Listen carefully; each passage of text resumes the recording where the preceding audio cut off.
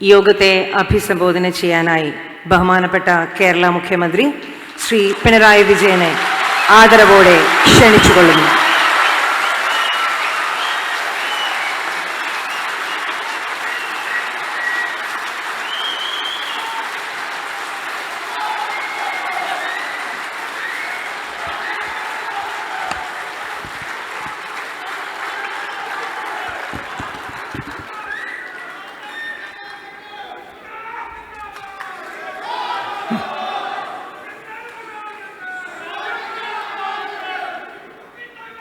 വേദിയിലിരിക്കുന്ന വിശിഷ്ട വ്യക്തികളെ, സഹോദരി സഹോദരന്മാരെ, നമ്മുടെ ബഹ്റിൻ കൂട്ടായ്മയുടെ ഏറ്റവും പ്രധാനപ്പെട്ട ഒരു ഘട്ടമായാണ് ഇതിനെ ഞങ്ങളെല്ലാവരും കാണുന്നത്. ഇവിടെ നമ്മുടെ രാജ്യം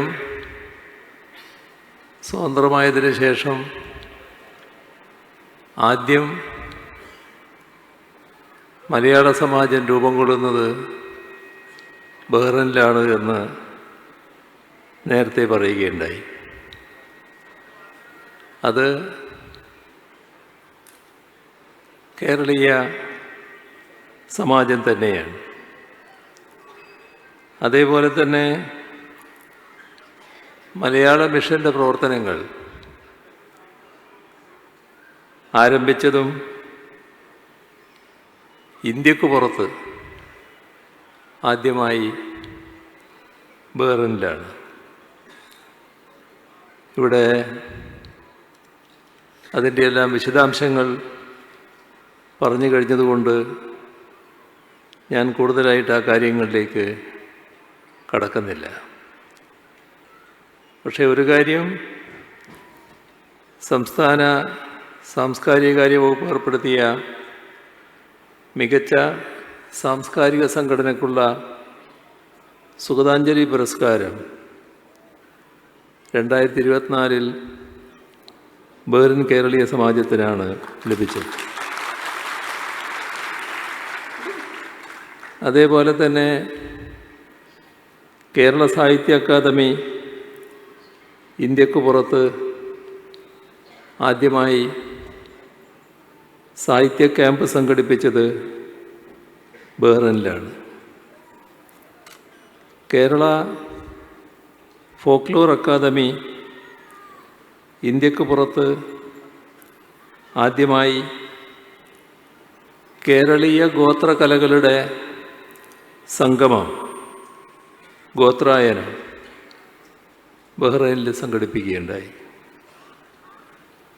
അതേപോലെ തന്നെ കേരള സംഗീത നാടക അക്കാദമിയുടെ ആദ്യ വിദേശ ഫ്രാഞ്ചൈസിയും പ്രവാസ നാടക മത്സരവും ഇവിടെ ബഹ്റിനിലാണ് നടന്നത്.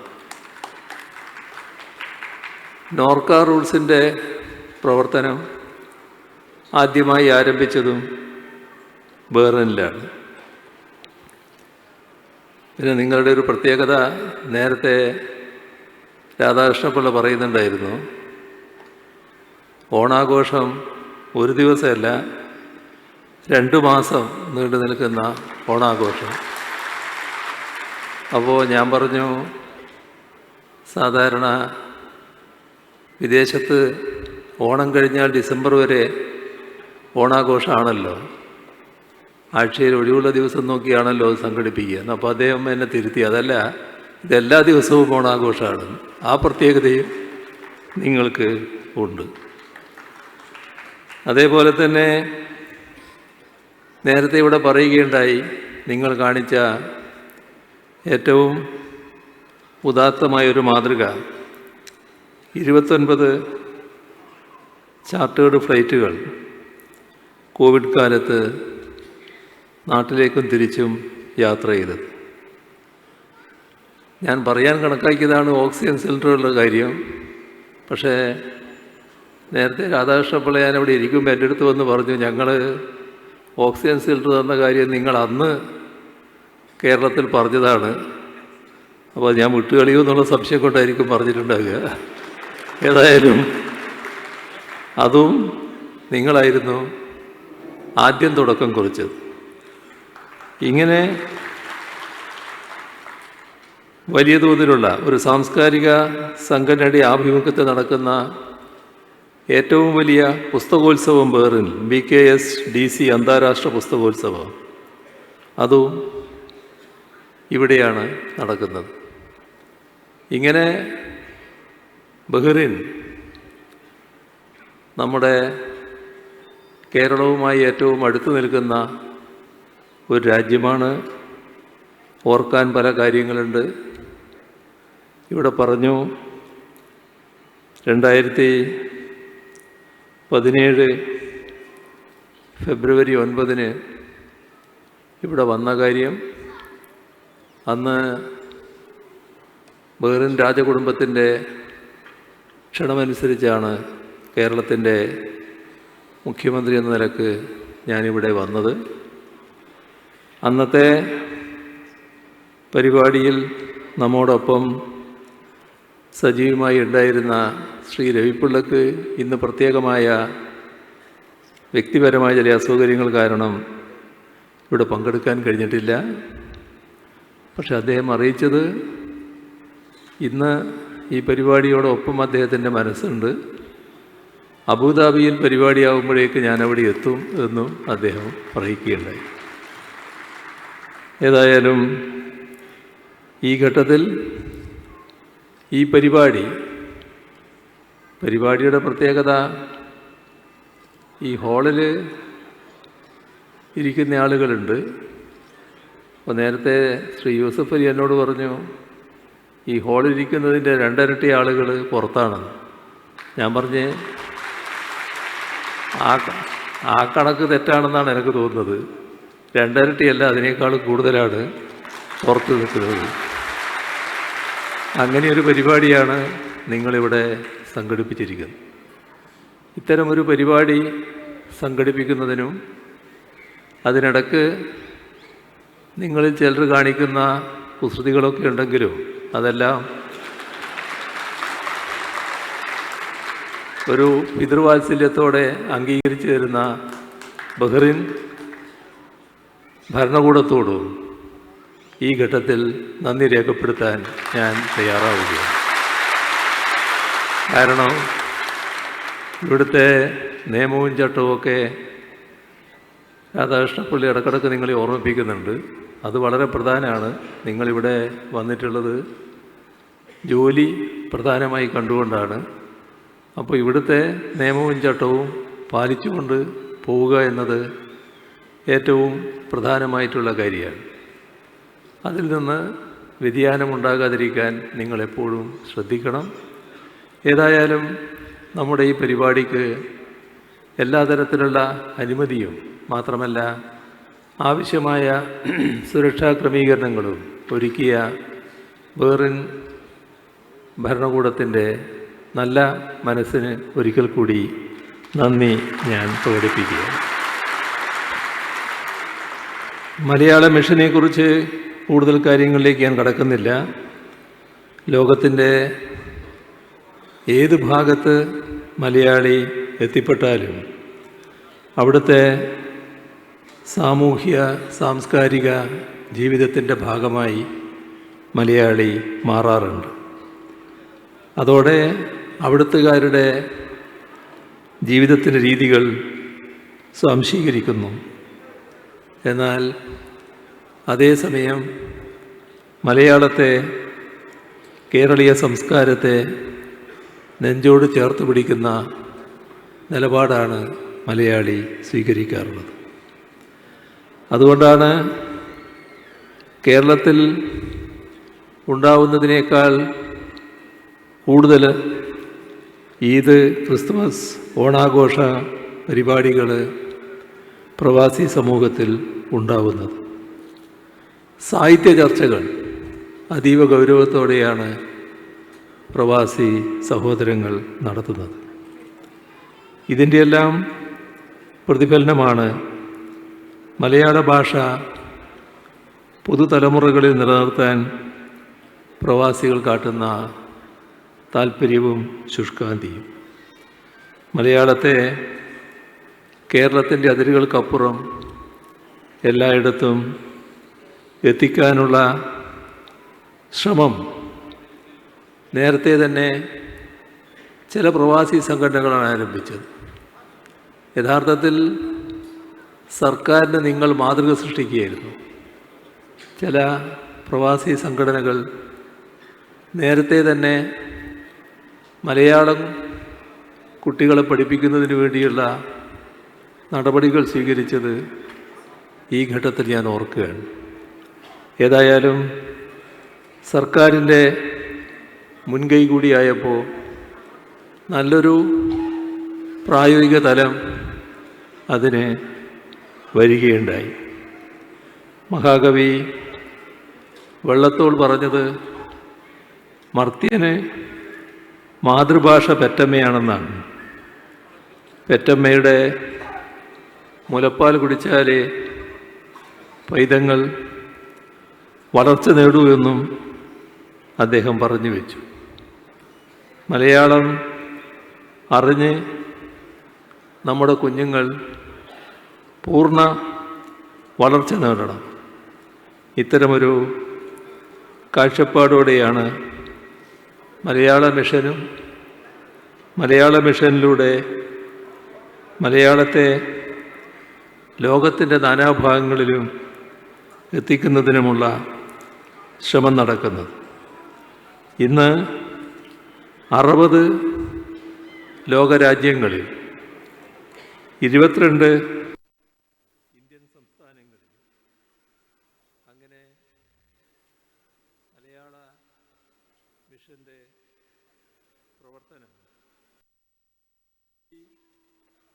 21 ഭാഷാ പഠന വിഭാഗങ്ങളിലൂടെ 85,000-ലധികം പേർ മലയാളം പഠിക്കുന്നു. പുതുതലമുറയ്ക്ക് സാംസ്കാരിക അടിത്തറയുണ്ടാക്കുന്ന വലിയൊരു ദൗത്യമാണ്. ഇതിൻ്റെ മറ്റു കൂടുതൽ കാര്യങ്ങളിലേക്ക് ഞാൻ കടക്കുന്നില്ല. നമ്മുടെ നാടിൻ്റെ പ്രത്യേക നല്ലതുപോലെ അറിയാവുന്നവരാണ്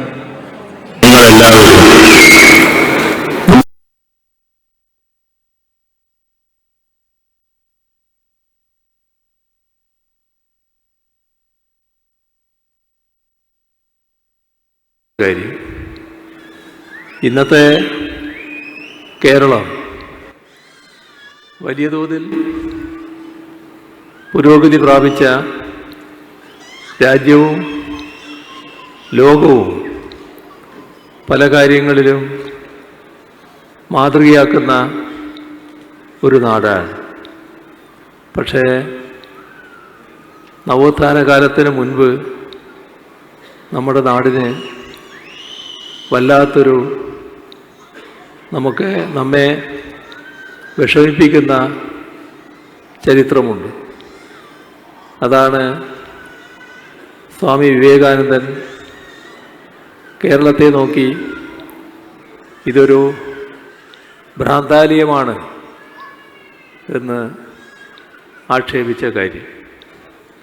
അദ്ദേഹം ഭ്രാന്താലയമാണെന്ന് ആക്ഷേപിച്ച ആ നാട് ഇന്ന് രാജ്യത്തെ ഏറ്റവും വലിയ മാനവികത പുലർത്തുന്ന ഒരു നാടായി മാറ്റിയെടുക്കാൻ നമ്മുടെ നാടിന് കഴിഞ്ഞിട്ടുണ്ട്. അതിൽ നവോത്ഥാന നായകർ വഹിച്ച പങ്കുണ്ട്, ദേശീയ പ്രസ്ഥാനം വഹിച്ച പങ്കുണ്ട്, ഇടതുപക്ഷ പുരോഗമന പ്രസ്ഥാനങ്ങൾ വഹിച്ച പങ്കുണ്ട്. അതിൻ്റെയൊന്നും വിശദാംശങ്ങളിലേക്ക് ഞാൻ ഈ ഘട്ടത്തിൽ പോകുന്നില്ല. പക്ഷേ നമ്മൾ ഓർക്കേണ്ടത് കേരളം എന്ന നമ്മുടെ സംസ്ഥാനം രൂപം കൊള്ളുന്നത് 1956-ലാണ്. പക്ഷേ നമ്മളിലെല്ലാം കേരളമെന്ന വികാരമുണ്ടായിരുന്നു. അതാണ് 1947 ഇവിടെ സമാജം രൂപം കൊണ്ടപ്പോൾ അന്ന് കേരളത്തിൽ നിന്ന് വന്ന മലയാളി സഹോദരങ്ങൾ പേരെന്തിടണമെന്ന കാര്യത്തിൽ വേറെ സംശയങ്ങളൊന്നും അവർക്കുണ്ടായില്ല. ബേറിൻ കേരളീയ സമാജം എന്ന പേരായിട്ട്. അപ്പോൾ കേരളം ആ രീതിയിൽ മനുഷ്യൻ്റെ, മലയാളിയുടെ മനസ്സിൽ നേരത്തെ തന്നെ രൂഢമൂലമായിരുന്നു. ചരിത്രത്തിലേക്ക് പോയാൽ അത് പാടില്ല എന്ന് ചിന്തിച്ചവരുണ്ടായിരുന്നു, അതിനെ അട്ടിമറിക്കാൻ ശ്രമിച്ചവരുണ്ടായിരുന്നു. അതൊക്കെ ചരിത്രത്തിൻ്റെ ഭാഗമാണ്. സർ CP-യുടെയൊക്കെ നിലപാടിനെ പറ്റി അറിയാലോ. ഞാൻ ആ ചരിത്രത്തിലേക്ക് വളരെ കൂടുതലായിട്ട് പോകുന്നില്ല ഇപ്പോൾ. ഏതായാലും 1956 ഐക്യ കേരളം വേണമെന്ന നാടിൻ്റെ പൊതു ആവശ്യത്തിൻ്റെ ഭാഗമായി കേരള സംസ്ഥാനം രൂപം കൊണ്ടു. അത് കഴിഞ്ഞ് കുറച്ച് മാസം കഴിഞ്ഞപ്പോൾ 1957 കേരളത്തിലെ ആദ്യത്തെ പൊതു തെരഞ്ഞെടുപ്പ് വന്നു. ആ പൊതു തെരഞ്ഞെടുപ്പിൽ അധികാരത്തിൽ വന്നത് EMSന്റെ നേതൃത്വത്തിലുള്ള സർക്കാരായിരുന്നു. ആ സർക്കാരിന് ഒരു പ്രത്യേകതയുണ്ടായി. ആ പ്രത്യേകത ചരിത്ര വസ്തുക്കളായതുകൊണ്ട് നമ്മൾ ഓർക്കേണ്ടതായിട്ടുണ്ട്. അതാണ്, ആ സർക്കാരാണ് നമ്മൾ പിന്നീട് നല്ല രീതിയിൽ പ്രാവർത്തികമാക്കിയ ഭൂപരിഷ്കരണ നടപടികൾ തുടങ്ങുന്നത്. യഥാർത്ഥത്തിൽ അന്ന് വരെ നമ്മുടെ കേരളത്തിലെ ഒരുപാട് ആളുകൾ കുടിയിറക്കപ്പെടുമായിരുന്നു. അവർ അതേവരെ ആ മണ്ണിൽ അധ്വാനിച്ചതായിരിക്കും. ജന്മിക്ക് ഒരനിഷ്ടം തോന്നിയാൽ അയാളെ ഒഴിവാക്കാം. അത് കൃഷിസ്ഥലത്ത് നിന്ന് മാത്രമല്ല, പാർപ്പിട സ്ഥലത്തു നിന്നും ഒഴിവാക്കാം, വീട്ടിൽ നിന്നും ഇറക്കി വിടാം. ഇങ്ങനൊരു അവസ്ഥയായിരുന്നു ഉണ്ടായിരുന്നത്. ആ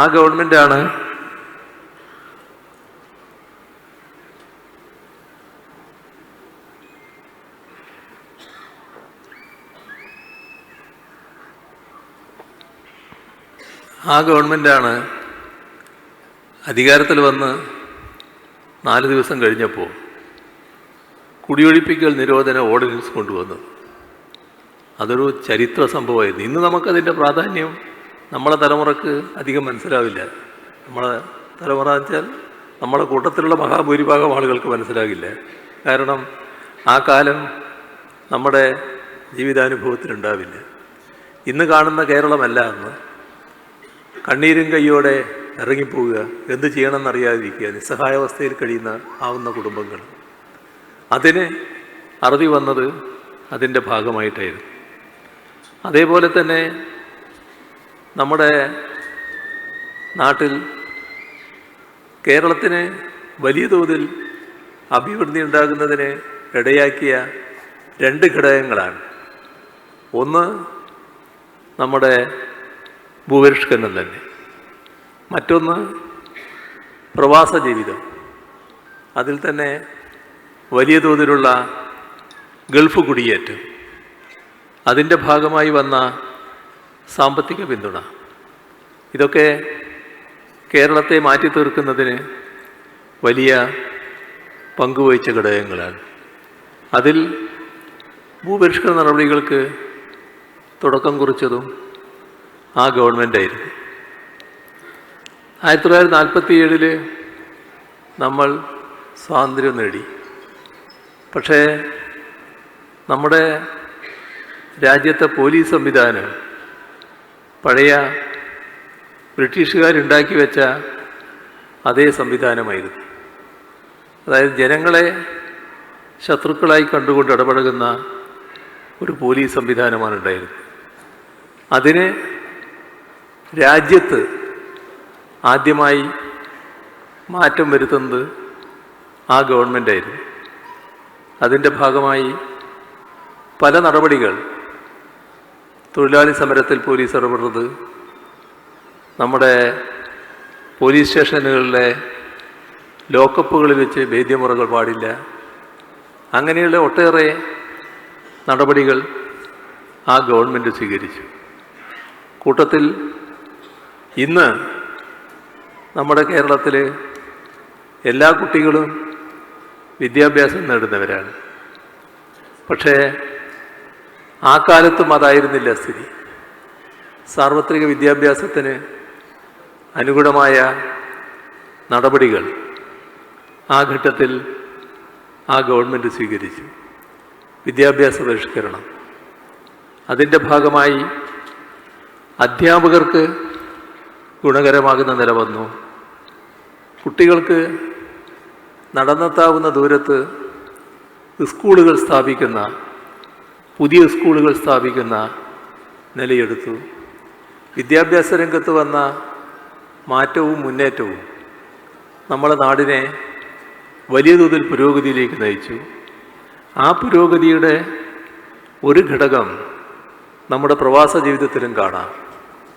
പ്രവാസ ജീവിതത്തിൽ വലിയ മാറ്റങ്ങൾ കാലാനുസൃതമായി വന്നതായിട്ട് കാണാൻ നമുക്ക് സാധിക്കും. അത് വിദ്യാഭ്യാസം നേടിയ പുതിയ തലമുറ അതിനനുസൃതമായി നാട്ടിൽ നിന്ന് പ്രവാസ ജീവിതത്തിലേക്ക് കടക്കുന്ന സാഹചര്യമുണ്ടായി. അങ്ങനെ നാടിന് വലിയ മാറ്റം വന്നു.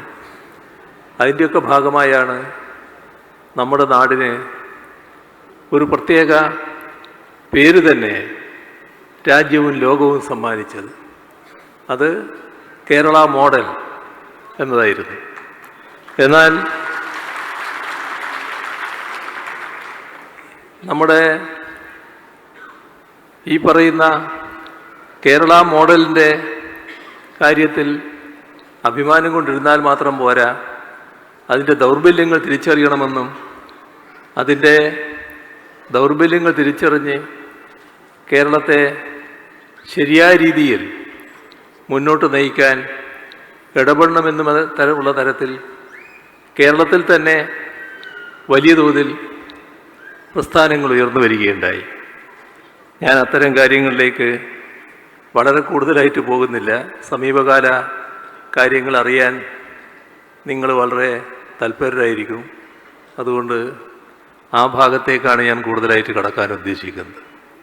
എല്ലാവർക്കും അറിയാവുന്നതുപോലെ 2016 LDF സർക്കാർ അധികാരത്തിൽ വന്നപ്പോൾ, അതിനുശേഷം ഒരു വർഷം കഴിഞ്ഞപ്പോൾ 2017 ആ സർക്കാരിൻ്റെ മുഖ്യമന്ത്രി എന്ന നിലക്ക് അന്ന് ബഹ്റിനിൽ ഞാൻ എത്തിയിരുന്നു. ഇവിടെ ആ സർക്കാരിൻ്റെ ഒരു പ്രത്യേകത, ആ സർക്കാർ അധികാരത്തിൽ വരുമ്പോൾ നാട് നേരിടുന്ന ഒരുപാട് പ്രശ്നങ്ങളുണ്ടായിരുന്നു. ആ പ്രശ്നങ്ങൾ വലിയ തോതിൽ നിരാശ ഉളവാക്കുന്നുണ്ടായിരുന്നു. ആളുകളിൽ കടുത്ത നിരാശയുണ്ടായിരുന്നു. പലരും ചിന്തിച്ചത് ഇനി കേരളത്തിന് ഒരു മാറ്റവും ഉണ്ടാവില്ല എന്നാണ്. അങ്ങനെ ഒരു മാനസികാവസ്ഥ അങ്ങനെ ചിന്തിക്കുന്നത് നമ്മുടെ നാട്ടിൽ നടപ്പാക്കേണ്ട പല പദ്ധതികളും നടക്കാറുണ്ട്. ഇപ്പോൾ ഉദാഹരണത്തിന് നാഷണൽ ഹൈവേ ഇതൊക്കെ നാടിന് ആവശ്യമാണ്. പക്ഷേ നാഷണൽ ഹൈവേ നടപ്പാക്കാൻ കഴിയില്ല.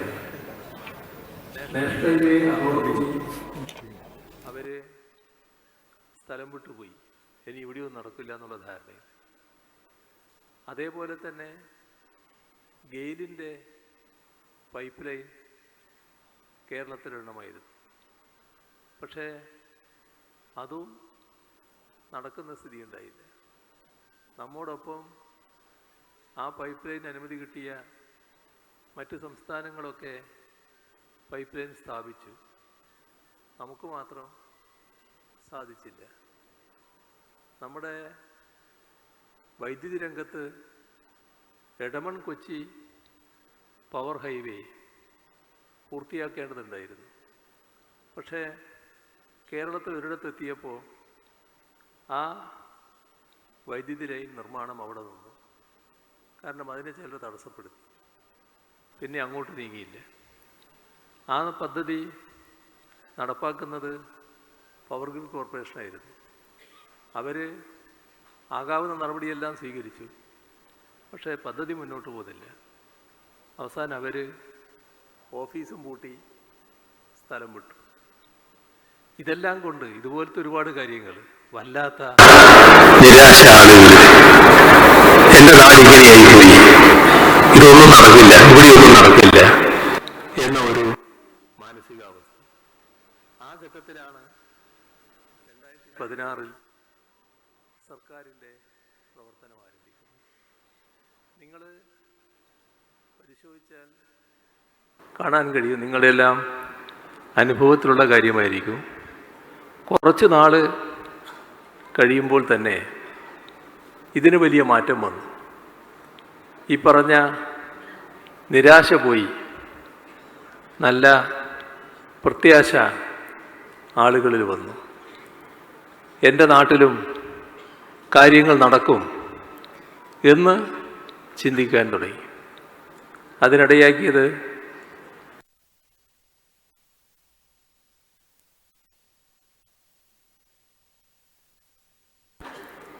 അതിന് നടത്തിയ ശ്രമങ്ങൾ വിജയം കണ്ടു. ഞാനതിൻ്റെ വിശദാംശങ്ങളിലേക്ക് കടന്നാൽ ധാരാളം സമയമെടുക്കുമെന്നുള്ളത് കൊണ്ട് വളരെ വിശദമായിട്ട് ഞാൻ പോകുന്നില്ല. പക്ഷേ ചില പ്രധാനപ്പെട്ട കാര്യങ്ങൾ നിങ്ങളടക്കം ഉൾക്കൊള്ളേണ്ടത് കൊണ്ട് പറയുകയാണ്. നമ്മൾ കൃത്യസമയത്ത് ദേശീയപാത വികസനത്തിന് സ്ഥലം ഏറ്റെടുത്ത് കൊടുക്കാത്തത് കാരണം നമുക്ക് പിഴയൊടുക്കേണ്ടി വന്നു. ഇതുമായി ബന്ധപ്പെട്ട് 2016 സർക്കാർ അധികാരത്തിൽ വന്നതിന് ശേഷം ഞങ്ങൾ നാഷണൽ ഹൈവേ അതോറിറ്റിയെ സമീപിച്ചു.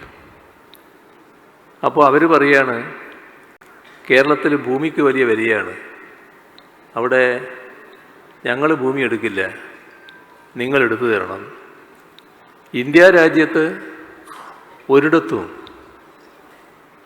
സംസ്ഥാന സർക്കാർ നാഷണൽ ഹൈവേക്ക് വേണ്ടി ഭൂമി എടുക്കുന്നില്ല. അതിൻ്റെ പണം മുഴുവൻ നാഷണൽ ഹൈവേ അതോറിറ്റിയാണ് കൊടുക്കുന്നത്. അതുകൊണ്ട് അത് നിങ്ങൾ തന്നെ ചെയ്യേണ്ടതാണ് എന്ന് ഞങ്ങൾ നാഷണൽ ഹൈവേ അതോറിറ്റിയോട് പറഞ്ഞു. പക്ഷെ അവർ സമ്മതിക്കില്ല. തർക്കമായി. നമുക്കാണെങ്കിൽ ഈ നാഷണൽ ഹൈവേ എങ്ങനെയെങ്കിലും വേഗം പ്രവൃത്തി ആരംഭിക്കണം. അവസാനം ബഹുമാന്യനായ മന്ത്രി ഗഡ്കരിയുടെ നേതൃത്വത്തിൽ ഒരു ചർച്ച നടന്നു. അതിലൊരു ഒത്തുതീർപ്പുണ്ടായി. എന്താ ഒത്തുതീർപ്പെന്നറിയോ? ഏറ്റെടുക്കുന്ന ഭൂമിയുടെ വില അതിൻ്റെ 25% കേരളം കൊടുക്കണം. വേറെ വഴിയില്ല, സമ്മതിക്കേണ്ടി വന്നു. 5600 കോടി രൂപ ആ ഇനത്തിൽ കേരളം കേന്ദ്രത്തിന് കൊടുക്കേണ്ടി വന്നു. ഇതൊരു വലിയ ബാധ്യതയായിട്ട് നമുക്ക് കാണാം. പക്ഷേ നമ്മൾ നാഷണൽ ഹൈവേ അതോറിറ്റിയെ സംബന്ധിച്ച് നോക്കിയാൽ നമുക്കെല്ലാവർക്കും മനസ്സിൽ നല്ല കുളിർമ വരും.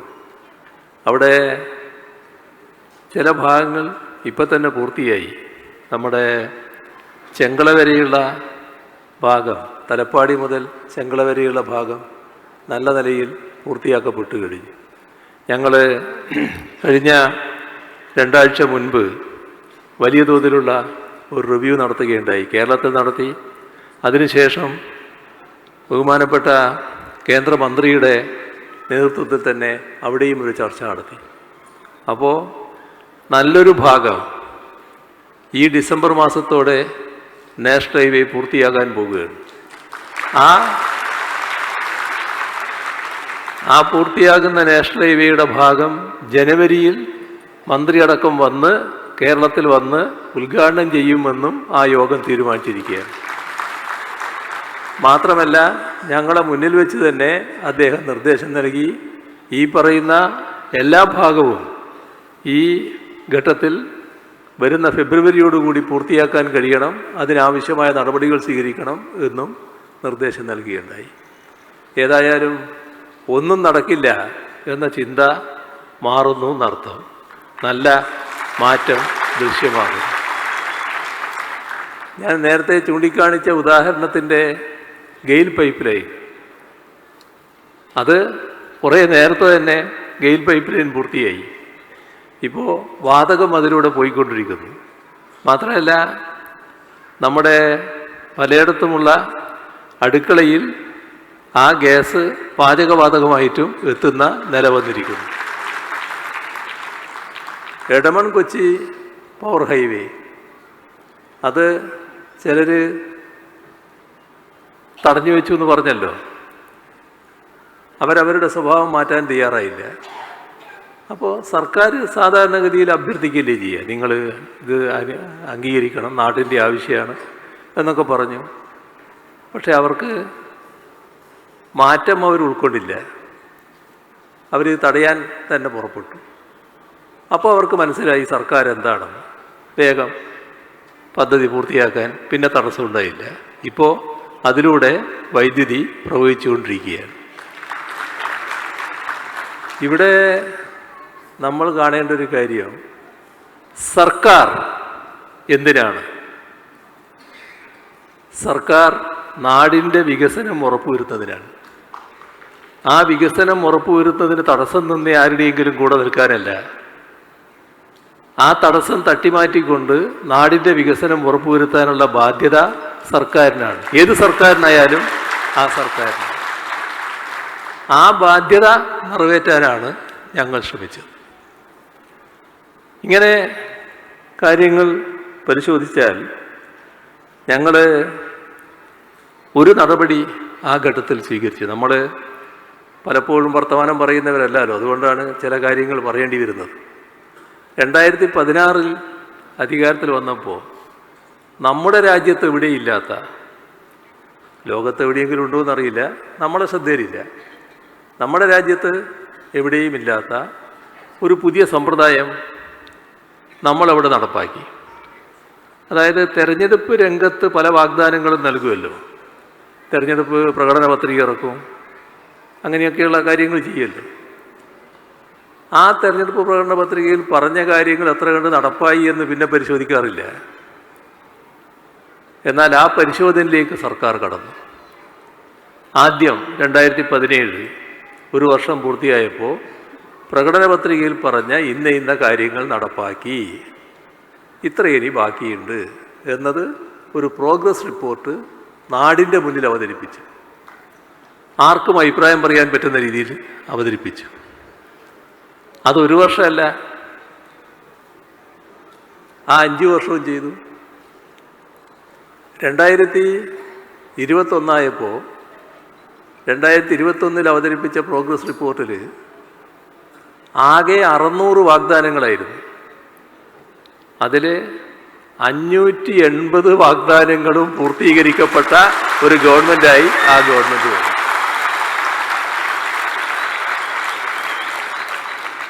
നിങ്ങൾ ഓർക്കുന്നുണ്ടായിരിക്കുമല്ലോ, 2021 തെരഞ്ഞെടുപ്പിൽ എന്തെല്ലാമായിരുന്നു വലിയ തോതിലുള്ള പ്രചരണങ്ങളായിട്ട് വന്നത്. ഞാൻ ആ ഭാഗത്തേക്കൊന്നും പോകുകയല്ല കേട്ടോ, അതൊന്നും ഇവിടെ ചർച്ച ചെയ്യാൻ ഞാൻ ഉദ്ദേശിക്കുന്നില്ല. പക്ഷേ ആ കൊടുമ്പിരിക്കൊണ്ട പ്രചരണങ്ങളൊക്കെ ഉണ്ടായിട്ടും ജനങ്ങളെന്താ തീരുമാനിച്ച്? നമ്മുടെ നാട്ടിൽ 1980 ശേഷം നമ്മൾ സ്വീകരിച്ചു വരുന്നൊരു നിലപാട്, കേരളം പൊതുവിൽ സ്വീകരിച്ചു വന്നിരുന്നൊരു നിലപാട്, ഒരു ഗവൺമെൻറ് അധികാരത്തിലിരുന്നാൽ പിന്നെ അടുത്ത തവണ തിരഞ്ഞെടുപ്പ് വരുമ്പോൾ ആ ഗവൺമെൻറ്റിൻ്റെ മുന്നണി പരാജയപ്പെടുന്നു, അടുത്ത മുന്നണി അധികാരത്തിലിരുന്നു. ഈ ഒരു നിലയാണ് തുറന്നു വന്നത്. ഇതിനാണ് 2021 ജനങ്ങൾ മാറ്റം കുറിച്ചത്. 2021 ജനങ്ങൾ പറഞ്ഞു, ഇപ്പോൾ അധികാരത്തിലിരിക്കുന്ന സർക്കാർ തന്നെ അധികാരം തുറന്നാൽ മതി. അങ്ങനെ കേരളത്തിൻ്റെ ചരിത്രം തിരുത്തി തുടർഭരണം സമ്മാനിച്ചു. ഇവിടെ നമ്മൾ ശ്രദ്ധിക്കേണ്ട കാര്യം, എന്തുകൊണ്ടാണ് അങ്ങനെയൊരു നിലപാട് ജനങ്ങൾ സ്വീകരിക്കാനിടയായത്? 2016 മുതൽ 2021 വരെയുള്ള 5 വർഷക്കാലം കേരളത്തിൽ വന്ന മാറ്റങ്ങൾ, അത് കേരളത്തിൻ്റെ മാറ്റം ആഗ്രഹിക്കുന്ന എല്ലാവരുടെയും മനസ്സിന് കുളിർമ നൽകിയ ഒന്നാണ്. ആ മാറ്റത്തിൻ്റെ ഒരു ഘടകം എന്തായിരുന്നു? ആ പ്രധാനപ്പെട്ട ഘടകം, നമ്മുടെ സംസ്ഥാനത്തിന് ആവശ്യമായത്ര വിഭവശേഷിയില്ല. നമ്മുടെ ഖജനാവിന് അത്ര വലിയ ശേഷിയുണ്ടെന്ന് പറയാൻ പറ്റില്ല. നമ്മുടെ ആവശ്യങ്ങളാണെങ്കിൽ വളരെ കൂടുതലാണ്. ഈ ആവശ്യങ്ങൾ മുഴുവൻ നിറവേറ്റണമെങ്കിൽ അതിന് മാത്രം പണം വേണം. ആ പണം കൊടുക്കാൻ നമ്മുടെ ഖജനാവിന് പറ്റില്ല. അപ്പോൾ ബജറ്റിലൂടെ ആവശ്യങ്ങൾ നിറവേറ്റാൻ പുറപ്പെടുമ്പോൾ അത് നീണ്ടുപോവുകയാണ്. ആവശ്യങ്ങൾ അവിടെ കിടക്കും. അപ്പോൾ കാലാനുസൃതമായ പുരോഗതി നമ്മുടെ നാടിന് നേടാൻ കഴിയുന്നില്ല. അപ്പോൾ പണം എങ്ങനെ കണ്ടെത്തും? അതിനാണ് 2016 സർക്കാർ കിഫ്ബിയെ പുനർജീവിപ്പിച്ചത്. കിഫ്ബിയിലൂടെ അന്ന് സർക്കാർ പറഞ്ഞു, ഞങ്ങൾ ഈ 5 വർഷം കൊണ്ട് കേരളത്തിൻ്റെ വികസനത്തിനാവശ്യമായ പശ്ചാത്തല സൗകര്യ വികസനം അത് നടപ്പാക്കും. എത്ര? 50,000 കോടി രൂപയുടെ പശ്ചാത്തല സൗകര്യ വികസനം നടപ്പാക്കും. ഒരുപാട് പഴി അതിന് കേട്ടു.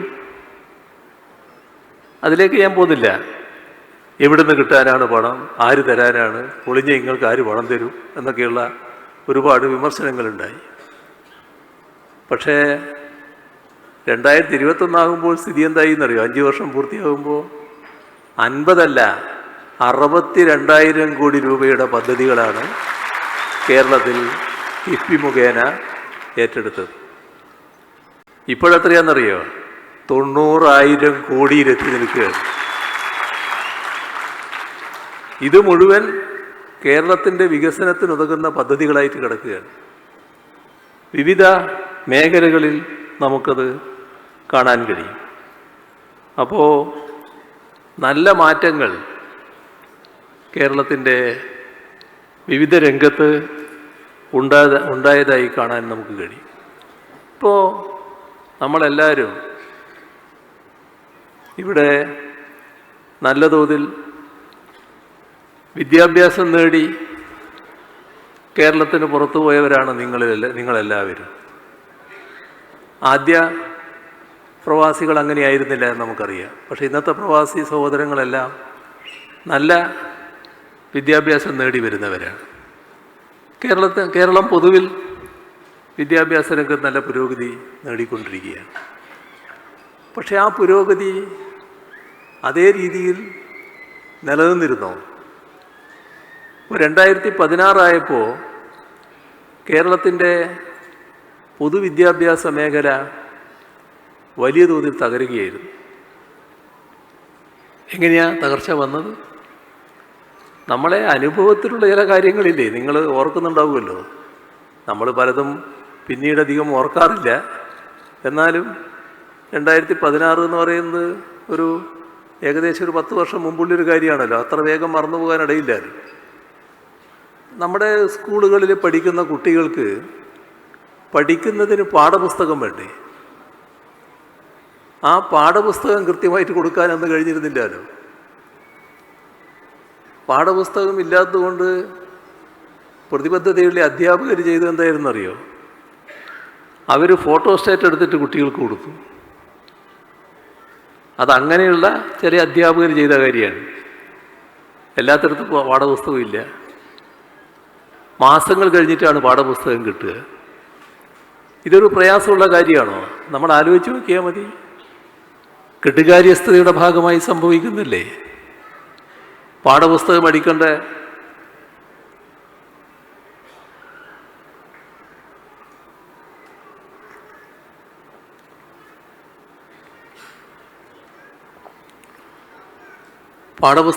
പ്രസ് എവിടെയുണ്ട്? നമുക്കറിയാം, കേരളത്തിൽ നിങ്ങൾക്കെല്ലാവർക്കും, നിങ്ങളെല്ലാം പഠിച്ചു വന്നവരാണല്ലോ, ഇപ്പോഴും അതേ സമ്പ്രദായമാണല്ലോ. അവിടെ സ്കൂൾ തുറക്കും, ജൂൺ മാസമാകുമ്പോൾ സ്കൂൾ തുറക്കുമല്ലോ. അപ്പോഴേക്ക് പാഠപുസ്തകങ്ങൾ എത്തിക്കാലോ. അത് കഴിഞ്ഞില്ലാലോ. ഇതൊരു ചെറിയ കാര്യമാണ്.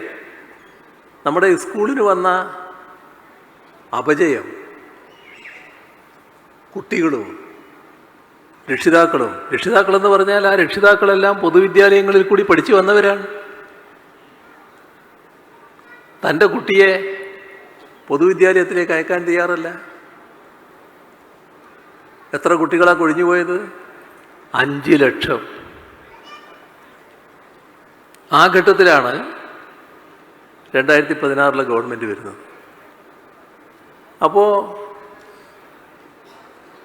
ആ ഗവൺമെൻറ് തീരുമാനിച്ചു ഇതിന് മാറ്റം കുറിക്കണം. അതിന് ചെയ്തതെന്താ?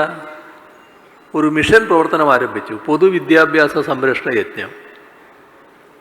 ആ പൊതുവിദ്യാഭ്യാസ സംരക്ഷണ യജ്ഞത്തിലൂടെ കേരളത്തിൽ സ്കൂളുകൾ നവീകരിക്കാൻ തുടങ്ങി. സ്കൂളിന് പുതിയ കെട്ടിടം, വലിയ തോതിലുള്ള മാറ്റം. എന്ത് സംഭവിച്ചു? 5000 കോടി രൂപ സ്കൂളുകളെ നവീകരിക്കുന്നതിനായി ചെലവഴിച്ചു കഴിഞ്ഞു. ഇന്ന് നമ്മുടെ ക്ലാസ് മുറികൾ സ്മാർട്ട് ക്ലാസ് റൂമുകളാണ്. നമ്മുടെ സ്കൂളുകൾ ഹൈടെക് സ്കൂളുകളാണ്. ഇന്ത്യയിലെ പൊതുവിദ്യാഭ്യാസ രംഗത്ത് കേരളം 1-ാം സ്ഥാനത്താണ് എന്ന് നീതി ആയോഗ് പറയുന്നു. ആ രീതിയിലേക്ക് നമ്മൾ ഉയർന്നിരിക്കുന്നു. അതിനെല്ലാം നല്ല രീതിയിലുള്ള പ്ലാനിങ്ങും ഇടപെടലും നടന്നു. ഈ കാലയളവിൽ ഏതെങ്കിലും ഘട്ടത്തിൽ പാഠപുസ്തകം കിട്ടുന്നില്ല എന്നുള്ള പരാതി ആരെങ്കിലും കേട്ടോ? അങ്ങനൊരു പരാതിയേ ഉണ്ടായില്ലല്ലോ. എല്ലാം സ്കൂൾ തുറക്കുന്നതിന് മുൻപ് തന്നെ സജ്ജമാക്കുകയായിരുന്നല്ലോ. അക്കാദമിക് നിലവാരം ഉയർന്നിരിക്കുന്നു. വലിയ തോതിൽ ഉയർത്താനുള്ള നടപടികൾ സ്വീകരിച്ചു വരുന്നു. ഇപ്പോൾ 5 ലക്ഷം കൊഴിഞ്ഞു പോയ സ്ഥാനത്ത് 10 ലക്ഷം കുട്ടികളാണ് പുതുതായിട്ട് അധികമായി വന്നു ചേർന്നത്. 2000-ഓളം വിദ്യാലയങ്ങളുടെയാണ് ഭൗതിക സൗകര്യ വികസനം നടന്നത്. കേരളത്തിൻ്റെ ആരോഗ്യരംഗവും നേരത്തെ മുതൽ നല്ല തോതിൽ വികാസം പ്രാപിച്ചൊരു നാടാണ് നമ്മുടെ നാട്. പക്ഷേ 2016 ഞങ്ങൾ അധികാരത്തിൽ വരുമ്പോൾ വല്ലാത്ത തകർച്ചയിലായിരുന്നു. ഇല്ലായ്മയായിരുന്നു എല്ലായിടവും. വലിയ തോതിലുള്ള തകർച്ച. അത് പരിഹരിക്കുന്നതിനായി ആ ഘട്ടത്തിൽ ഒരു മിഷൻ പ്രവർത്തനം ആരംഭിച്ചു. അതാണ് ആർദ്രം മിഷൻ. ആർദ്രം മിഷനിലൂടെ ഞങ്ങൾ ലക്ഷ്യമിട്ടത് പ്രാഥമിക ആരോഗ്യ കേന്ദ്രങ്ങൾ കുടുംബാരോഗ്യ കേന്ദ്രങ്ങളാക്കുക. നമ്മുടെ താലൂക്ക് ആശുപത്രി മുതൽ മെഡിക്കൽ കോളേജ് ആശുപത്രി വരെ സൂപ്പർ സ്പെഷ്യാലിറ്റി സൗകര്യങ്ങൾ ഒരുക്കുക. വലിയ ഇടപെടലാണ് നടന്നത്. ഇതിൻ്റെ ഒരു പ്രത്യേകത എന്താണെന്നറിയോ? ഒരു കണക്ക് ഞാൻ പറയാം. 2016 നമ്മുടെ കേരളത്തിൻ്റെ ബജറ്റിൽ ആരോഗ്യരംഗത്തിന് നീക്കിവെച്ചിരുന്ന തുക 665 കോടി രൂപയായിരുന്നു. ഇപ്പോൾ എത്രയാണെന്നറിയോ? 665 കോടിയുടെ സ്ഥാനത്ത് ഇപ്പോൾ 3000 കോടി രൂപ. ഇതാണ് മാറ്റം. ഈ മാറ്റം കേരളത്തിൻ്റെ ആരോഗ്യമേഖലയിൽ കാണാൻ കഴിയും. ഇത് ഞാൻ പറഞ്ഞത് ബജറ്റിലൂടെയുള്ളതാണ് കേട്ടോ. കിഫ്ബി പദ്ധതി വേറെയുണ്ട്, അത് വിവിധ തരത്തിൽ വേറെ നടക്കുന്നുമുണ്ട്. ഇപ്പോൾ കാരുണ്യ ആരോഗ്യ സുരക്ഷാ പദ്ധതി, അതിൻ്റെ ഭാഗമായി 73 ലക്ഷം ആളുകൾക്കാണ് ആരോഗ്യ ഇൻഷുറൻസ് പരിരക്ഷയുള്ളത്. നമ്മുടെ പ്രാഥമിക ആരോഗ്യ കേന്ദ്രങ്ങൾ കുടുംബാരോഗ്യ കേന്ദ്രങ്ങളാക്കി മാറ്റാൻ തീരുമാനിച്ചതിൻ്റെ ഭാഗമായി ഈ കഴിഞ്ഞ മെയ് മാസം വരെ, 2025 മെയ് വരെ 711 കുടുംബാരോഗ്യ കേന്ദ്രങ്ങൾ ആയി മാറിക്കഴിഞ്ഞു. ഇവിടെ ആ 711 കുടുംബാരോഗ്യ കേന്ദ്രങ്ങളിൽ 136 എണ്ണം ദേശീയ തലത്തിലുള്ള അംഗീകാരം ലഭിച്ചു കഴിഞ്ഞു. NQAS സർട്ടിഫിക്കറ്റ് 136 എണ്ണത്തിനാണ് ലഭിച്ചിട്ടുള്ളത്. നമ്മുടെ സംസ്ഥാനത്ത് 5415 ജനകീയ ആരോഗ്യ കേന്ദ്രങ്ങളുണ്ട്. 264 നഗര ജനകീയ കേന്ദ്രങ്ങളുമുണ്ട്. ഇപ്പോൾ വലിയ മാറ്റം കേരളത്തിൽ സംഭവിച്ചിരിക്കുകയാണ്. കേരളത്തിലെ ആരോഗ്യരംഗത്തിൻ്റെ പ്രത്യേകത എന്താ? ഒരു ഘട്ടം കോവിഡ് ഘട്ടം തന്നെയാണ്. കോവിഡ് സമയം നമ്മുടെ നാട്,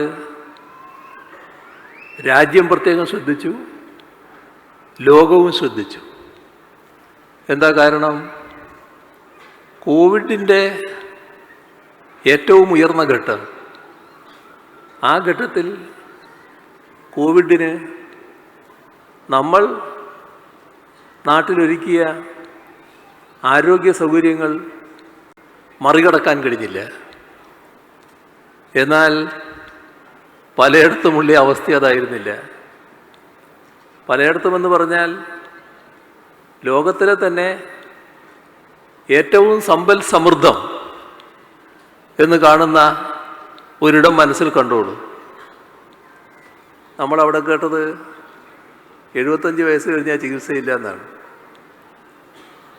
അവിടെ വലിയ തോതിലുള്ള വെന്റിലേറ്റർ ക്ഷാമം, ആ വെന്റിലേറ്റർ ക്ഷാമം പരിഹരിക്കാൻ കഴിയാത്തതുകൊണ്ട് ആ രോഗി അവിടത്തേക്ക് ചെല്ലുമ്പോൾ വെന്റിലേറ്ററിലേക്ക് പ്രവേശിപ്പിക്കില്ല, വെന്റിലേറ്റർ ഒഴിവില്ല. നിർബന്ധിത സാഹചര്യം വന്നാൽ വെന്റിലേറ്റർ കിടക്കുന്ന രോഗിയെ വെന്റിലേറ്റർ ബന്ധം വിച്ഛേദിച്ച് മാറ്റണം. ഒരു ഡോക്ടർക്കും സാധാരണഗതിയിൽ ചെയ്യാൻ കഴിയില്ല. വിറക്കുന്ന കൈകളോടെ ചിലർ ചെയ്യാൻ നിർബന്ധിതരായി. അത് ചെയ്താൽ എന്താ സംഭവിക്കാമെന്ന് എല്ലാവർക്കും അറിയാം. അങ്ങനെയെല്ലാം ലോകത്തിൻ്റെ പല ഭാഗങ്ങളിൽ നടന്നപ്പോൾ നമ്മുടെ കേരളത്തിൽ എല്ലാ ഘട്ടത്തിലും ആരോഗ്യ സൗകര്യങ്ങൾ മുന്നിട്ട് നിന്നു. ആവശ്യമായത്ര ബെഡുകൾ ഒഴിവുണ്ടായിരുന്നു, ആവശ്യമായത്ര ഓക്സിജൻ ബെഡുകൾ ഒഴിവുണ്ടായിരുന്നു, ICU ബെഡുകൾ ഒഴിവുണ്ടായിരുന്നു, വെന്റിലേറ്ററുകൾ ഒഴിവുണ്ടായിരുന്നു. ഇതെങ്ങനെ വന്നതാ? കോവിഡിനെ നേരിടാൻ വേണ്ടി നാം ഒരുങ്ങിയതല്ല. നമ്മുടെ കേരളത്തിൻ്റെ ആരോഗ്യരംഗം മെച്ചപ്പെടുത്തുന്നതിന് വേണ്ടി നാം നടപ്പാക്കിയ ആർദ്രം മിഷനിലൂടെ വന്ന മാറ്റങ്ങളാണിതൊക്കെ. അതിൻ്റെ ഭാഗമായിട്ടാണ് നടന്നത്. ഇതൊരു രംഗം, ഒരു കാര്യം. നാം രാജ്യവും ലോകവും ശ്രദ്ധിക്കുന്നതിനിടയാക്കിയ ഒരു കാര്യം. ഇതേ സമയം ഇപ്പം നടന്നൊരു കാര്യം, അടുത്ത കാലത്ത് ഒരു കണക്ക് പുറത്തു വന്നു. ആ കണക്ക് ശിശുമരണ നിരക്ക് നമ്മുടെ കേരളത്തിൽ അത് 5 കുറഞ്ഞിരിക്കുന്നു. 5 എന്നീ അക്കത്തിലേക്ക് നമ്മുടെ നാട് എത്തിക്കഴിഞ്ഞു. അമേരിക്കയിൽ 5.6. അപ്പോൾ അമേരിക്കയെ മറികടന്നുകൊണ്ട് നമ്മുടെ നാട് ശിശുമരണ നിരക്കിൻ്റെ കാര്യത്തിൽ പുരോഗതി നേടിയിരിക്കുന്നു. നമ്മുടെ രാജ്യത്തെ ശരാശരി 25. അവിടെയാണ് നമ്മൾ 5 നിൽക്കുന്നത്. അപ്പോൾ കേരളത്തിൻ്റെ ആരോഗ്യരംഗത്ത് വന്ന മാറ്റമാണ് നാം കാണേണ്ടത്. ഇതിൻ്റെ തന്നെ മറ്റൊരു ഭാഗം ആയുർദൈർഘ്യം നല്ല രീതിയിൽ കൂടുതലായ ഒരു നാടായി നമ്മുടെ നാട് മാറുന്നു. മാത്രമല്ല, ഇപ്പോൾ കേരളത്തിൽ നാം ശ്രദ്ധിക്കുന്നതും ചെയ്യുന്നതും എല്ലാ കിടപ്പ് രോഗികൾക്കും പരിചരണം ഉറപ്പാക്കുന്ന സമഗ്രമായ സാന്ത്വന പരിചരണം അത് ഉറപ്പാക്കുകയാണ്. കേരളമാണ് നമ്മുടെ രാജ്യത്ത് ഏറ്റവും കൂടുതൽ സൗജന്യ ചികിത്സ നൽകുന്നത്. ഈ കഴിഞ്ഞ 4 വർഷമെടുത്താൽ 7708 കോടി രൂപയുടെ സൗജന്യ ചികിത്സ നൽകിയിട്ടുണ്ട്. ഇതൊക്കെ നമ്മുടെ നാടിന് മാത്രം കഴിയുന്ന കാര്യമാണ്. നമ്മുടെ നാടിൻ്റെ മാറ്റം എങ്ങനെയെന്നാണ് ഇതെല്ലാം കാണിക്കുന്നത്. ഇതോടൊപ്പം ആധുനിക രീതിയിൽ കാര്യങ്ങൾ മാറുന്നതിനു വേണ്ടി നമ്മുടെ ഇടപെടലുകൾ, അതാണ് ഇൻ്റർനെറ്റ് ഒരവകാശമായി പ്രഖ്യാപിക്കുന്ന നില. അതാണ് നമ്മുടെ കേരളം.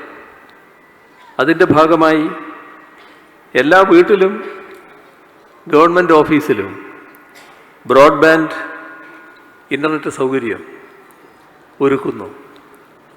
ഫോൺ നല്ല രീതിയിൽ വ്യാപിച്ചുകൊണ്ടിരിക്കുന്നു. ഇവിടെ നാം തുടങ്ങിയ ഒരു പദ്ധതി ഇപ്പോൾ രാജ്യത്തും ലോകത്തും മാതൃകയായി എടുത്ത് പലരും അത് പകർത്താൻ നോക്കുകയാണ്. അതാണ് കൊച്ചി വാട്ടർ മെട്രോ. രാജ്യത്തെ പല നഗരങ്ങളിൽ അത് പകർത്തുകയാണ്. ചില വിദേശ രാഷ്ട്രങ്ങളുടെ പേര് ഞാനിപ്പോൾ പറയുന്നില്ല, അത് ചർച്ച നടന്നുകൊണ്ടിരിക്കുകയാണ്. വിദേശ രാഷ്ട്രങ്ങൾ ഗൗരവമായി ഇടപെടുകയും ചർച്ച ചെയ്യുകയും ചെയ്യുകയാണ് ഇതവിടെ ആരംഭിക്കുന്നതിന് വേണ്ടി. നമ്മുടെ കാലാനുസൃതമായ മാറ്റം അതിൻ്റെ ഭാഗമായാണ് രാജ്യത്തെ ആദ്യത്തെ ഡിജിറ്റൽ യൂണിവേഴ്സിറ്റി നമ്മളാണ് സ്ഥാപിച്ചത്. കേരളം എങ്ങനെ മാറുന്നു എന്നതിൻ്റെ തെളിവാണത്. മാത്രമല്ല, ഡിജിറ്റൽ സയൻസ് പാർക്ക് അതും രാജ്യത്ത് ആദ്യത്തേതാണ്. നമ്മളാണ് അതിന് തുടക്കം കുറിച്ചത്. ഇങ്ങനെ വികസന കാര്യങ്ങളിൽ വലിയ തോതിലുള്ള മാറ്റങ്ങൾ, അതോടൊപ്പം ക്ഷേമപ്രവർത്തനങ്ങളുടെ ഭാഗമായി നാം കാണേണ്ടത് ക്ഷേമ പെൻഷൻ കൊടുക്കുന്ന രീതി. 2016 ഞങ്ങൾ അധികാരത്തിൽ വന്ന് ആദ്യത്തെ മന്ത്രിസഭാ യോഗം ചേരുകയാണ്. അപ്പോൾ ക്ഷേമ പെൻഷൻ കുടിശ്ശിക എത്രയാണെന്ന് നോക്കിയപ്പോൾ 18 മാസത്തെ കുടിശ്ശികയാണ്. 18 മാസത്തെ കുടിശ്ശിക. അന്ന് 600 രൂപയാണ് പ്രഖ്യാപിക്കപ്പെട്ടിരുന്നത്, കൊടുത്തിട്ടില്ല. ആ മന്ത്രിസഭാ യോഗം അന്ന് തീരുമാനിച്ചു എല്ലാവർക്കും ക്ഷേമ പെൻഷൻ കൊടുക്കാൻ. അത് കൊടുത്തു. അത് കൊടുത്തു കഴിഞ്ഞതിന് ശേഷം പിന്നെ മെല്ലെ വർധനവ് തുടങ്ങി. എത്രയായി ഇപ്പോൾ? 1600 വരെയായി. ആ 1600 രൂപ 60 ലക്ഷം പേർക്കാണ് കൊടുക്കുന്നത്. ഇവിടെ നമ്മൾ കാണേണ്ടത് നല്ല രീതിയിലുള്ള മാറ്റം ഈ കാര്യത്തിൽ ഒരു കുടിശ്ശികയുമില്ലാതെ ക്ഷേമ പെൻഷൻ ഇപ്പോൾ കൊടുത്തു വരികയാണ്. അതോടൊപ്പം സർക്കാർ അധികാരത്തിൽ വന്നപ്പോൾ 2016 കണ്ടൊരു കാര്യം, ഒരുപാട് ആളുകൾ വീടിന് വേണ്ടി അഭ്യർത്ഥിച്ച് വരികയാണ്. വളരെ പാവപ്പെട്ടവർ. ആ പാവപ്പെട്ടവർ വീടൊരു സ്വപ്നമായിട്ട് നടക്കുകയാണ്. പക്ഷേ ആ സ്വപ്നത്തോടെ മണ്ണടിഞ്ഞു പോകുന്നു. അവർക്ക് വീട് നിർമ്മിക്കാനാകുന്നില്ല. സർക്കാർ ആലോചിച്ചു, ഒരു ലൈഫ് പദ്ധതിക്ക് തുടക്കമിട്ടു. 5 ലക്ഷം പേർക്ക്, 5 ലക്ഷം കുടുംബങ്ങൾക്ക് വീട് കൊടുക്കാനുള്ള ഒരു പദ്ധതി. അതിൻ്റെ ഭാഗമായി അപേക്ഷകൾ ക്ഷണിച്ചു. ഇതുവരെ നമ്മുടെ സംസ്ഥാനത്ത് 4,68,436 വീടുകൾ കൊടുത്തു കഴിഞ്ഞു. ഇത് 2016 ഗവൺമെൻറ് ഈ പദ്ധതി പ്രഖ്യാപിച്ചതിന് ശേഷം 21 ആകുമ്പോഴേക്ക് 2 ലക്ഷത്തിലധികം ഭവനങ്ങളായിരുന്നു പൂർത്തീകരിച്ചത്. ഇപ്പോൾ അത് 4,68,436 ബാക്കിയുള്ള വീടുകൾ സമയബന്ധിതമായി തന്നെ പൂർത്തീകരിക്കാനുള്ള നടപടികൾ സ്വീകരിച്ചു വരികയാണ്. നമ്മുടെ കേരളത്തിൽ ഭൂമിയുടെ അവകാശം സ്ഥാപിക്കുന്നതിന് വേണ്ടി ശ്രമിക്കുന്ന, അതിനുവേണ്ടി അപേക്ഷിച്ച് നിൽക്കുന്ന ഒട്ടേറെ ആളുകളുണ്ട്. പട്ടയം ലഭിച്ചിട്ടില്ല അവർക്ക്. ആ പട്ടയ കാര്യത്തിൽ നമ്മൾ ഇതേവരെ നോക്കിയാൽ 4,956 പട്ടയങ്ങൾ നൽകിക്കഴിഞ്ഞിട്ടുണ്ട്.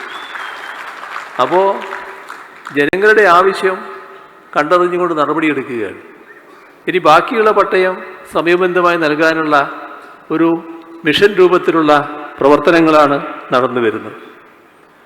2016 സർക്കാർ വന്നപ്പോൾ പൊതുവിദ്യാഭ്യാസ രംഗത്തായിരുന്നു ഏറ്റവും കൂടുതൽ ഊന്നൽ കൊടുത്തത്. എന്നാൽ ആ ഘട്ടത്തിൽ തന്നെ ഉന്നത വിദ്യാഭ്യാസ മേഖല ശാക്തീകരിക്കുന്നതിനുള്ള പ്രവർത്തനങ്ങളും ആരംഭിച്ചിരുന്നു. അതിൻ്റെ ഭാഗമായി ചില നടപടികൾ അന്ന് തുടങ്ങി. 2021 സർക്കാർ ഉന്നത വിദ്യാഭ്യാസ മേഖലയിൽ നല്ലതുപോലെ കേന്ദ്രീകരിച്ചു. ഈ പ്രവർത്തനങ്ങൾക്ക് നല്ല ഫലമുണ്ടായിരിക്കുന്നു. നേരത്തെ ഞങ്ങൾ യൂണിവേഴ്സിറ്റികളുടെ വൈസ് ചാൻസലർമാരെ വിളിച്ച് ചർച്ച ചെയ്തപ്പോൾ നമ്മുടെ സ്ഥാപനങ്ങൾ രാജ്യത്തെ ആദ്യത്തെ 100 എവിടെയും ഉണ്ടായിരുന്നില്ല. ഇപ്പോൾ സ്ഥിതി മാറി. സർക്കാരിൻ്റെ ശക്തമായ ഇടപെടൽ വന്നു. അതിനാവശ്യമായ സൗകര്യങ്ങൾ ഒരുക്കുന്ന നില വന്നു. നല്ല ഇടപെടൽ യൂണിവേഴ്സിറ്റികൾ നടത്തി. ഉന്നത വിദ്യാഭ്യാസ മേഖലയിൽ വലിയ ഇടപെടൽ വന്നു. അതിൻ്റെ ഭാഗമായി നമ്മുടെ നാക്കിൻ്റെ A++ ഗ്രേഡ് നമ്മുടെ കേരള യൂണിവേഴ്സിറ്റിയും MG യൂണിവേഴ്സിറ്റിയും നേടിക്കഴിഞ്ഞു. NIRFൻ്റെ പട്ടികയിൽ ആദ്യത്തെ 12-ൽ 3 നമ്മുടെ സംസ്ഥാനത്തുള്ളതാണ്.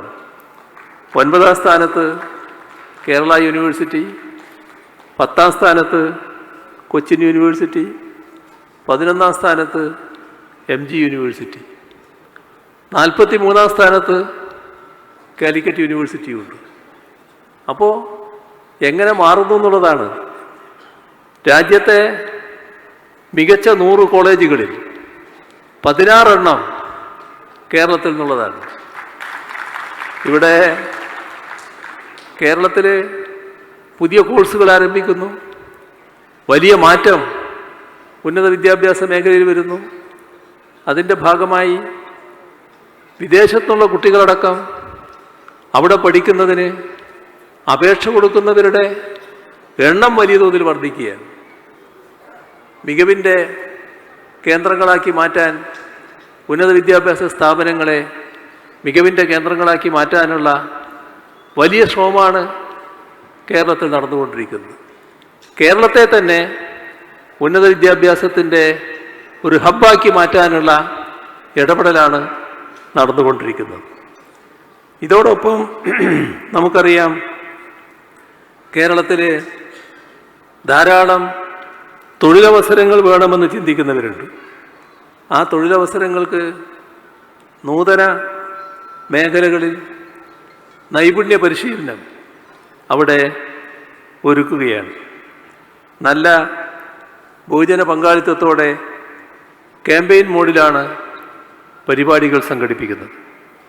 കെ ഡിസ്കിൻ്റെ ആഭിമുഖ്യത്തിൽ 2026 ജൂൺ ആകുമ്പോഴേക്കും 2 ലക്ഷം ആളുകൾക്ക് നൈപുണ്യ പരിശീലനം നൽകും. ഇപ്പോൾ നമ്മുടെ ഇവിടെ ധാരാളം സംരംഭകരുണ്ട്, തൊഴിൽ കൊടുക്കുന്നവർ ധാരാളമുണ്ട്.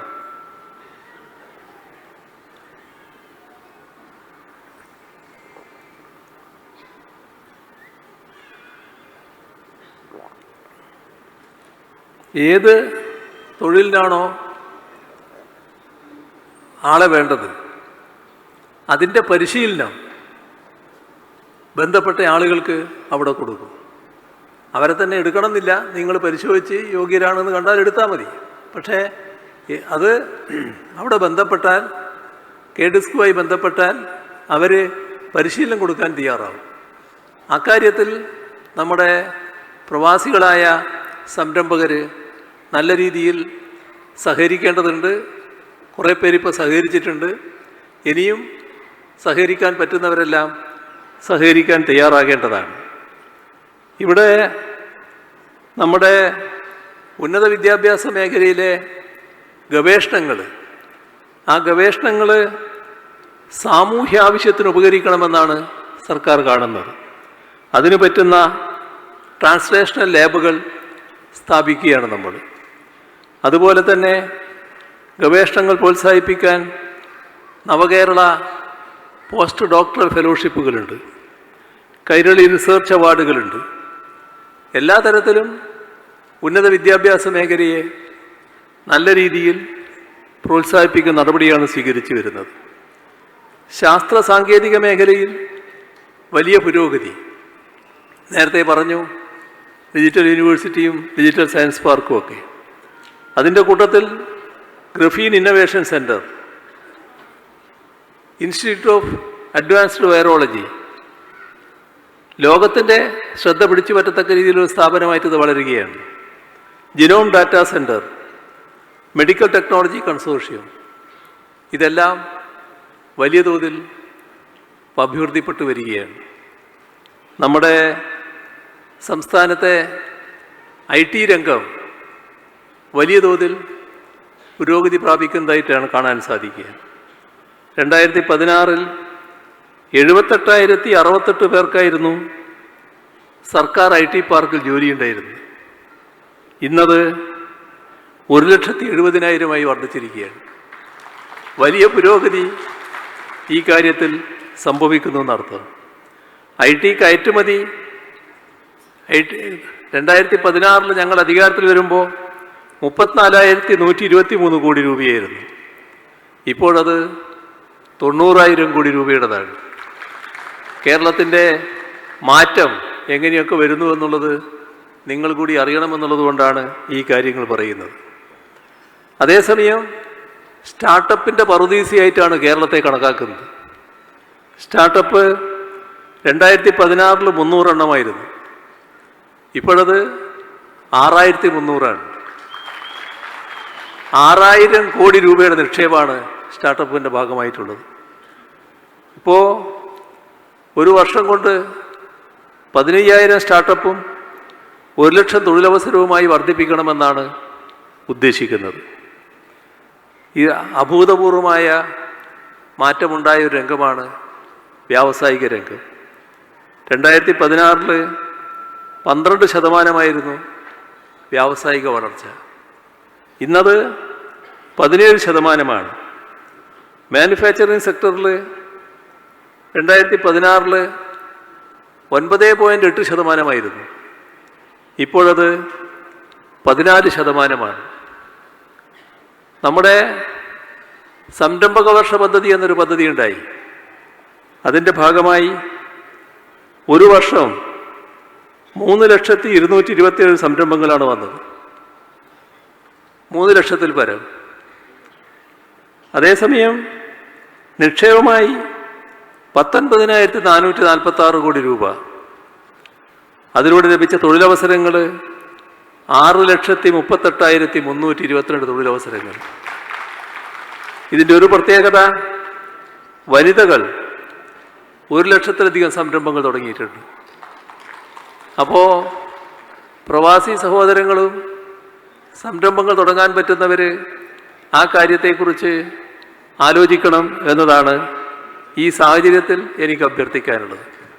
രാജ്യത്തെ ഏറ്റവും ഉത്തമമായ നിക്ഷേപ സൗഹൃദ സംസ്ഥാനമായി കേരളം മാറിയിട്ടുണ്ട്.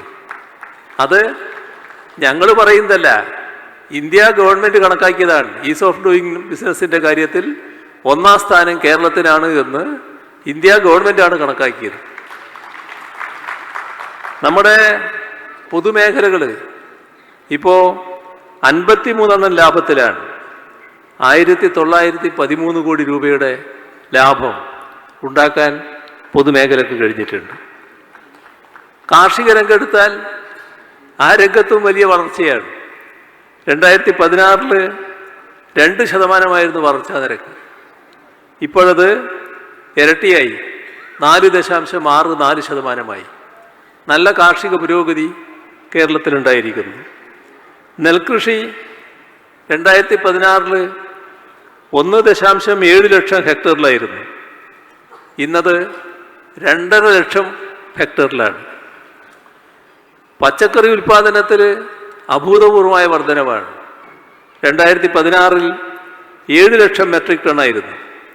ഇപ്പോഴത് 16 ലക്ഷം മെട്രിക് ടണ്ണാണ്.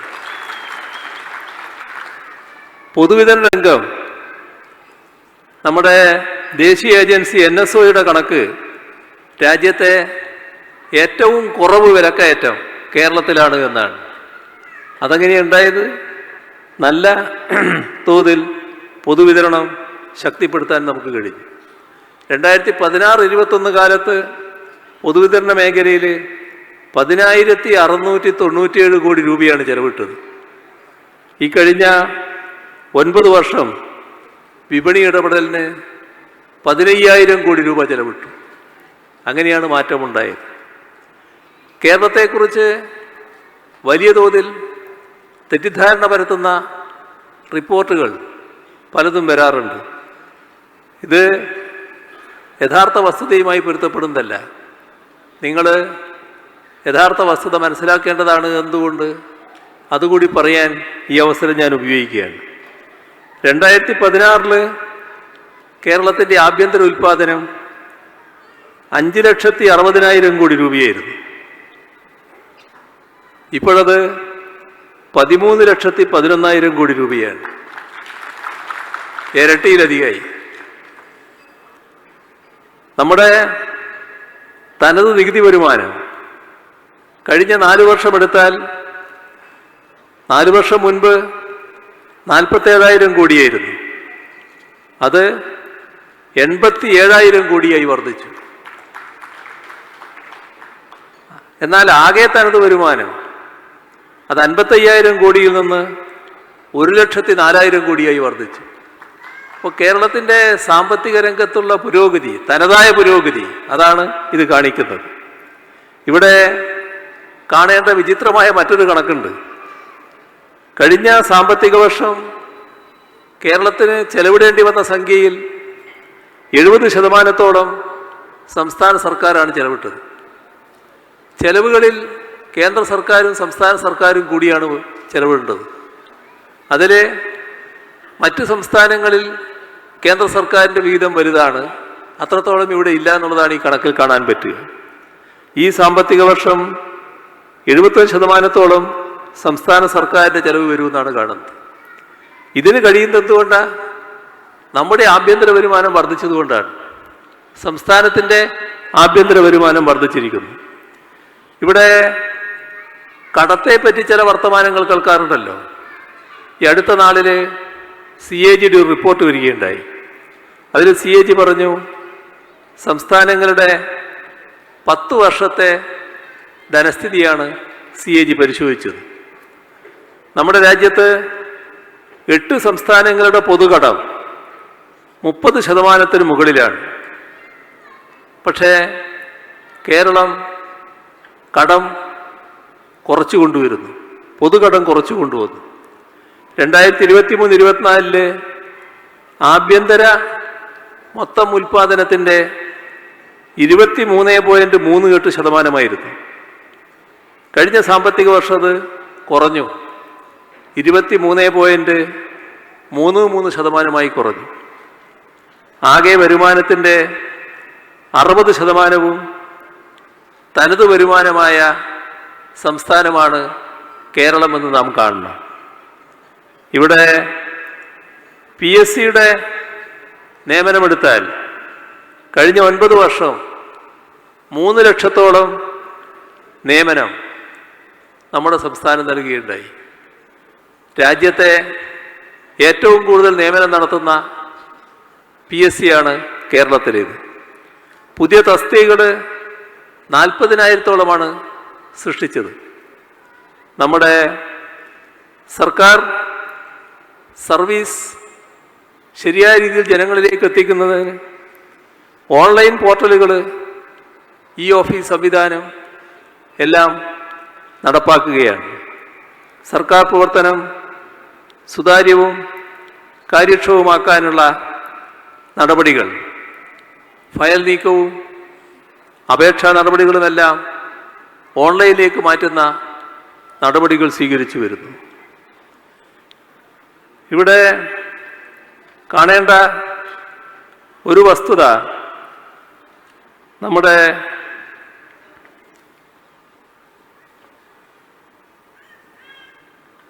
വിഴിഞ്ഞം തുറമുഖ പദ്ധതി വലിയ തോതിൽ പൂർത്തിയാക്കാൻ നമുക്ക് കഴിഞ്ഞു.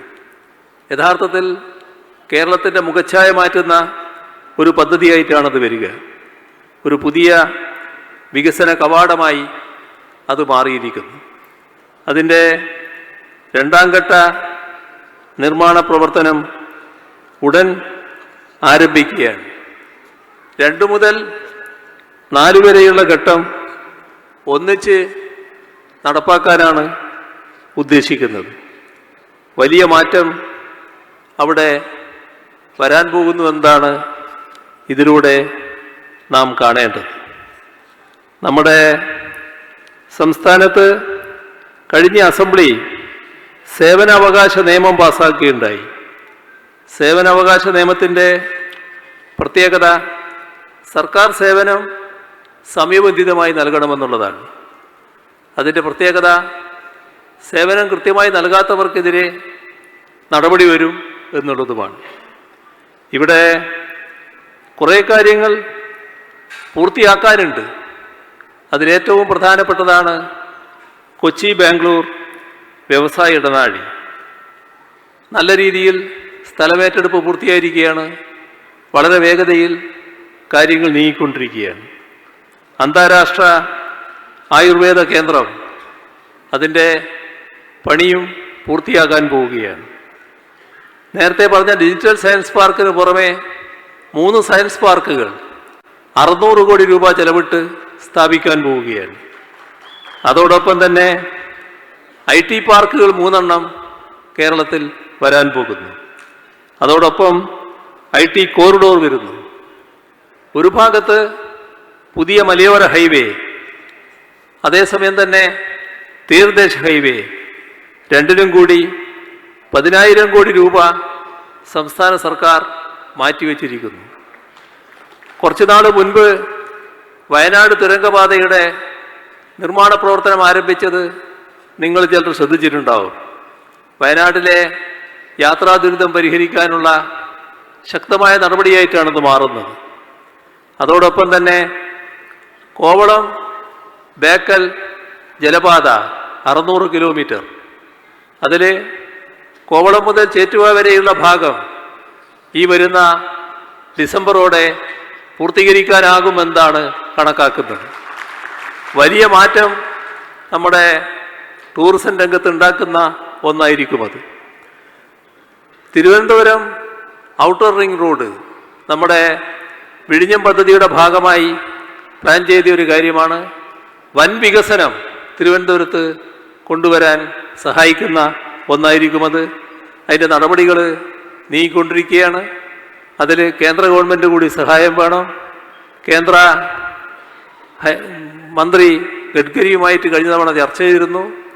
ഈ ഡിസംബർ കഴിയുന്നതോടെ അതിൻ്റെ നിർമ്മാണ പ്രവർത്തനം ആരംഭിക്കാൻ കഴിയുമെന്ന ഉറപ്പാണ് അദ്ദേഹം നൽകിയിട്ടുള്ളത്. അതോടൊപ്പം തന്നെ മൈക്രോബയോം എന്ന മേഖലയിലും ന്യൂട്രാസ്യൂട്ടിക്കൽസിലും ഓരോ സെൻറ്റർ ഓഫ് എക്സലൻസ് സ്ഥാപിക്കാനുള്ള നടപടികൾ സ്വീകരിച്ചു വരികയാണ്. കേരളം സോഫ്റ്റ്വെയർ ഡെവലപ്മെൻറ്റ് നേരത്തെ നടത്തിക്കൊണ്ടിരിക്കുന്നുണ്ട്. അതിനു പുറമെ ഹാർഡ്വെയർ രംഗത്തും സോളാർ പാനൽ കാര്യത്തിലും ലിഥിയം ബാറ്ററി ഉൽപ്പാദിപ്പിക്കുന്നതിനുമെല്ലാം നടപടികൾ സ്വീകരിച്ചു വരികയാണ്. ഒരു കാര്യം നിങ്ങൾക്കെല്ലാം അറിയാം, മുണ്ടക്കൈ ചൂരൽമല പ്രശ്നം വലിയ ദുരന്തമാണ് നമുക്ക് നേരിടേണ്ടി വന്നത്. ആ ആളുകളെ പുനരധിവസിപ്പിക്കേണ്ടതുണ്ട്. അതിൻ്റെ ടൗൺഷിപ്പിൻ്റെ പ്രവർത്തനം നടന്നുകൊണ്ടിരിക്കുകയാണ്. വരുന്ന ജനുവരിയിൽ ആ ടൗൺഷിപ്പ് പൂർത്തിയാക്കി അവിടെ ആളുകൾ താമസം ആരംഭിക്കും. ഇതാണ് കേരളത്തിൻ്റെ യഥാർത്ഥ ചിത്രത്തിൻ്റെ ചെറിയൊരു ഭാഗം. കുറച്ച് സമയമെടുത്തു, പക്ഷേ നിങ്ങൾ എല്ലാം മനസ്സിലാക്കേണ്ടവരാണല്ലോ എന്നുള്ളത് കൊണ്ടാണ് ഇതെല്ലാം ഞാൻ അവതരിപ്പിച്ചത്. ഇനിയും നമുക്ക് നേട്ടങ്ങൾ സംരക്ഷിക്കേണ്ടതുണ്ട്. അതിന് നല്ല രീതിയിൽ സംരക്ഷിച്ച് മുന്നോട്ട് പോകാനാവണം. ഇതെല്ലാം ഈ രീതിയിൽ സാധിച്ചത് എന്തുകൊണ്ട് എന്നതുകൂടി നാം മനസ്സിലാക്കണം. അത് 2016 മുതൽ 2021 വരെ ഒരു ഘട്ടമായിരുന്നു. ആ ഘട്ടത്തിൽ നടത്തിയ വികസന പ്രവർത്തനങ്ങൾ ശരിയായ രീതിയിൽ നടപ്പാക്കാൻ തുടർ ഭരണത്തിലൂടെ സാധിച്ചു. തുടർ ഭരണത്തിൻ്റെ പ്രത്യേകത നേടിയ പുരോഗതി സംരക്ഷിക്കാനായി കൂടുതൽ വികസനത്തിലേക്ക് പോകാൻ കഴിഞ്ഞു. ഇതാണ് ആ പ്രത്യേകത. ആ പ്രത്യേകത നിങ്ങൾ ഉൾക്കൊള്ളണം. എല്ലാവരുടെയും സഹകരണവും പിന്തുണയും ഉണ്ടാകണമേ എന്ന് മാത്രം അഭ്യർത്ഥിച്ചുകൊണ്ട് നിറഞ്ഞ സന്തോഷത്തോടെ നിങ്ങളെ എല്ലാവരെയും അഭിവാദ്യം ചെയ്തുകൊണ്ട് അവസാനിപ്പിക്കുന്നു.